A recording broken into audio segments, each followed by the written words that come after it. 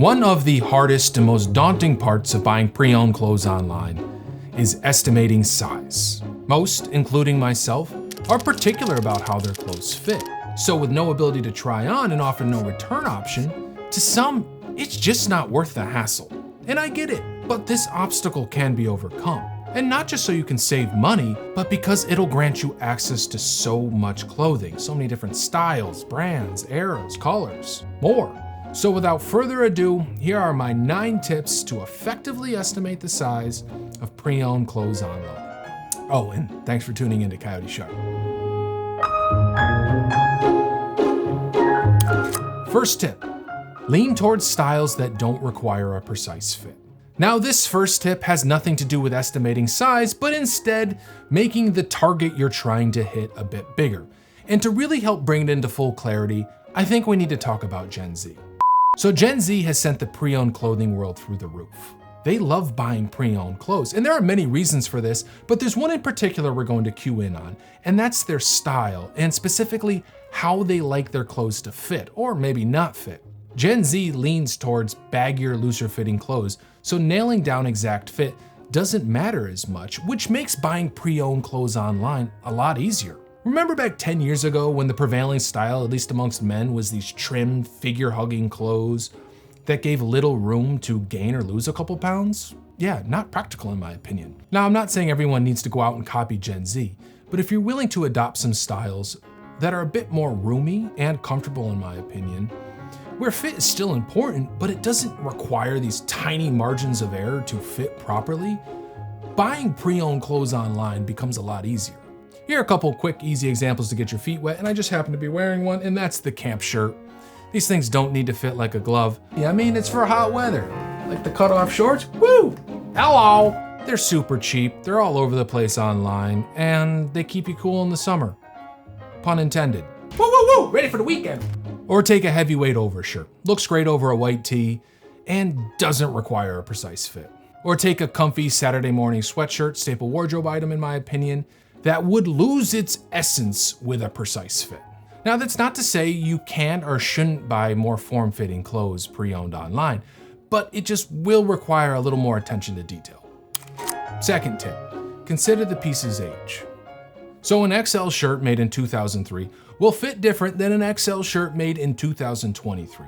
And general rule of thumb is the older the piece of clothing, generally the roomier the fit. Up to a certain point that is, and I'd say about the mid-80s onward. Now this doesn't mean you need to do some exhaustive internet search to figure out some exact date, but instead just look at the style, look at the tag, look at the color, and ask yourself how dated it looks. If it looks old, chances are it's gonna fit different than a contemporary piece. Quick caveat, that rule of thumb I mentioned about the older it being the roomier fit is what I have learned from buying and selling thousands of pieces of mostly men's clothes. I can't so strongly attest to women's. Number 3, be extra careful with materials that are prone to shrink. Certain materials are more prone to shrinkage than others, and that's your natural fibers like wool, cotton, linen, and silk, while artificial ones are more resistant like polyester and nylon. And from my experience, wool is the most prone to shrinkage, so if you're looking to buy a pre-owned wool sweater, try and confirm that it was always properly laundered, or if it was never laundered at all, even better. Fourth tip, research the brand. There is so much information on brand websites and style forums that can really clue you into size and fit. Often brands will have buyer review sections where there'll be personal claims about how that particular piece fit.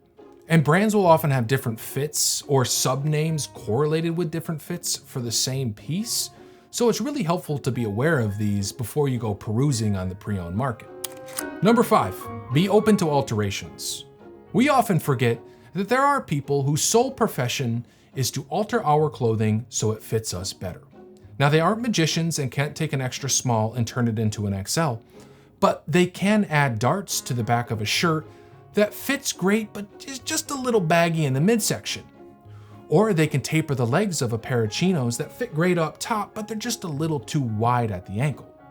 So think ahead and ask yourself, what particular part of the piece are you worried about regarding size/fit? And see if that concern can be easily adjusted by a tailor. Number 6, use measurements. So this is probably the biggest hack of them all. Sellers often, and if they don't, you can request them, list or show the measurements of the particular piece they're selling. You can then take a piece of clothing that you already own and fits you great and compare its measurements to the ones listed.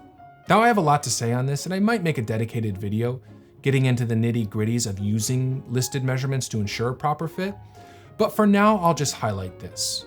This works better with certain types of clothes compared to others. With jeans and shirts, it works great and the process is pretty straightforward. But when it comes to parkas, heavy wool sweaters, heavy coats, and suit jackets, the process is a bit more tricky and requires more guesstimation on the buyer's part. Basically, the thinner the fabric and more straightforward the design, the easier it is to use listed measurements. Tip number 7, be open to reselling if it just doesn't work out. Sometimes we do all the prerequisite homework and it still doesn't work out and the seller doesn't accept returns, or they do, but it's just not worth it given the shipping costs, so what do? We can donate it and take the loss, or we can resell it.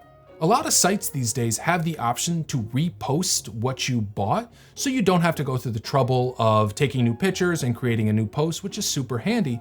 And if you snagged a good deal, you might even make a little money on it. Number 8, trust your eye. So this can sometimes take a little training to develop, but we often just intuitively have it, and that's a good eye for proportions. Look at the pictures and see if something looks off. Sleeves extending way below the hem on a sweatshirt might have been shrunk. If a jacket looks super boxy, there's a chance it's gonna fit either wide or cropped, or maybe both depending on your body type. Now our eyes can mislead us and camera lenses can distort. So instead of using them to confirm a good fit, instead use them to point us in the direction of where we might need to investigate more. And the 9th and final tip, ask questions. With a friendly opener, most sellers are willing to help you out the best they can. Now there's an infinite amount of questions that you can possibly ask, so I'll cue in on one that I think is really helpful. And that's to ask if the piece of clothing came from their closet and they actually wore it. Because if it did, they will have a wealth of information regarding size/fit that they can then impart to you. And that's it. Hope these tips have been helpful, and thanks for tuning into Coyote Sharp. And remember, it's just clothes. Have fun with it.